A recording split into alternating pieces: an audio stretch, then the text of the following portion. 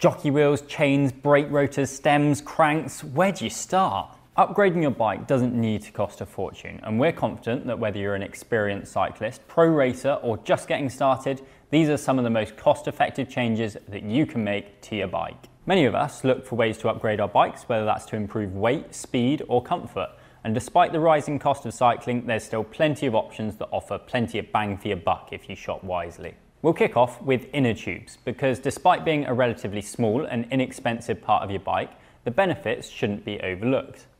Inner tubes put in a lot more work than you might realise, and upgrading them could make you faster by reducing your rolling resistance and rotational weight, more comfortable by better deforming around road imperfections, and of course reduce the risk of punctures as well. In terms of wattage or weight savings per pound spent, these are right up there with our favourite upgrades, and are something that you can change at home. Nearly all bikes come with butyl inner tubes because that's what's cheapest.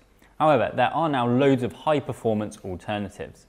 If your wheel set and tyres allow it, then you could ditch the tubes altogether and go tubeless, or you might prefer to look at TPU or latex options. TPU tubes, short for thermoplastic polyurethane, are still relatively new to the cycling scene, but the benefits are difficult to overlook. They're much lighter, they're supposedly roll faster, and my favourite, they save loads of space in your pockets or saddlebag. Tubolitos or Pirelli Smart Tubes are probably the most popular TPU tubes out there. Both cost around £28 per tube, but I've been pleased with my TPU tubes from AliExpress, which cost me around £6. That still might sound quite expensive compared to a butyl tube, but I'm confident they'll have a greater impact on your riding than any other upgrade that costs this little. With a weight saving of around 70 grams per tube, I'm looking at spending around 9 pence per gram saved, which, let me tell you, is pretty good in this current climate. I do have to add that I'm also a big fan of latex inner tubes, but there's a time and a place, and these are definitely only an upgrade for performance-orientated riders, as they need pumping up before every use. Latex is a lot more elastic than butyl, which results in less heat build-up, friction, and rolling resistance when it's deformed. In my opinion, a pair of these combined with a cotton tyre still produces the best ride feel out there, and we still see loads of pro teams using them. A new wheel set certainly isn't the cheapest upgrade you can make, but given that a new set of wheels can completely transform the way a bike performs and rides, we still think that in many cases it's well worth it. Factory-fitted bike wheels don't always prioritise optimal performance, which becomes more apparent as you descend through the price tiers. Therefore, the biggest gains are to be had on cheaper bikes, and a set of quality aluminium hoops such as Hunt's 4-season disc wheel set or Scribe's Race D Wide Plus wheel set are great examples of wheels that can shed upwards of half a kilo compared to stock wheels, all for under 400 quid. These sub 1500 gram Scribe Race D wheels would be my personal pick. The 27mm deep aluminium rims and tubeless ready design is lightweight, making the bike feel much less sluggish on climbs, as well as being durable and stiff enough to race on. Obviously, if you're looking to spend a little bit more, you could improve your aerodynamics with some deep section carbon wheels. The price of carbon wheels varies hugely, but even the cheapest ones from reputable brands offer a decent aerodynamic advantage. For example, we reviewed this Prime Doyen 56 carbon disc wheel set very highly, and they retail for under 600 quid. If you're interested in seeing the difference between a set of carbon deeps and top tier aluminium wheels, then click the link up there. But before you do, why don't you subscribe to the channel so you don't miss out on our upcoming testing videos. While stock components are pretty good at building up a functional bike, they're nearly always chosen to meet specific price points, which inevitably results in compromises in terms of quality, performance, and durability. And that's nowhere more true than with tyres. Thankfully, it's easy to rectify the bike brand's skimping, and for not a lot of money, there's changes you can make for a noticeable difference in your performance, allowing you to ride faster, further, and in greater comfort.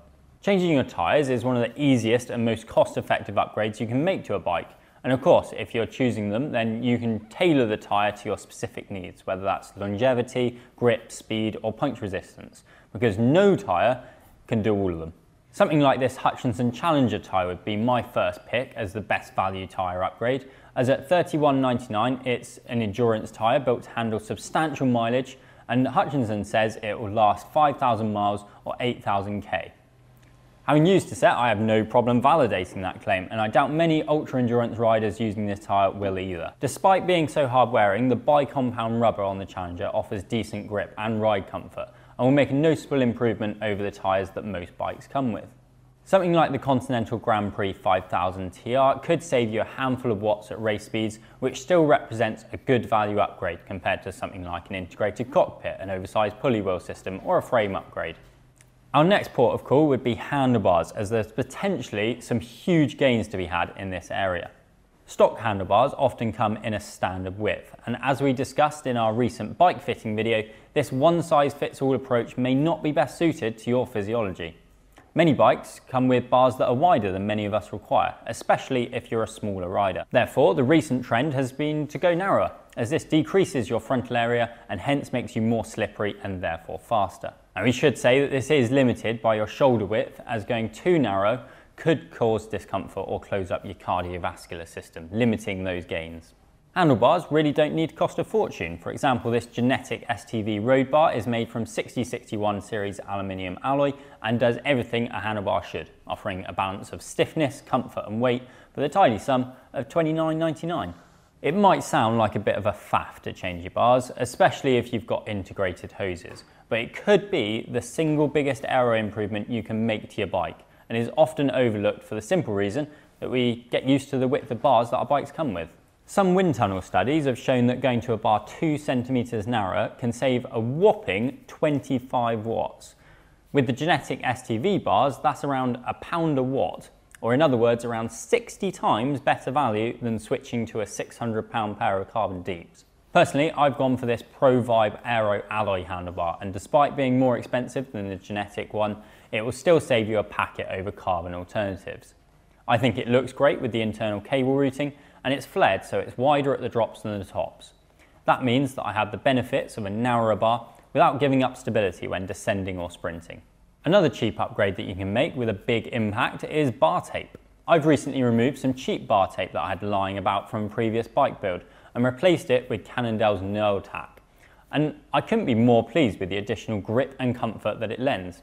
For not a lot of money, some new bar tape could prevent numb hands, give more grip in both the dry and the wet, and make you feel more in tune with your bike. It can also freshen up the aesthetics, and of course gives you the chance to practice your bar wrapping skills. Our final value upgrade is a saddle, because comfort is important no matter what style of riding you do. Our top tip is that expensive saddles aren't necessarily any comfier than the cheap ones, and rather it's all about finding a shape that works for you. Bikes usually come with saddles that are designed to suit the maximum number of people as possible, but it's unlikely to be the perfect fit for everyone. Being more comfortable on your bike is priceless, or perhaps just around £50.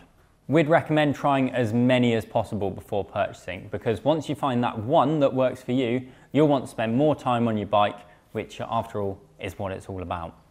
Which budget-friendly upgrade is your favourite, or do you have an upgrade that we've missed? Let us know in the comments section below. If you enjoyed this video, then please give it a like and subscribe to the channel for more content like this. We'll see you next time.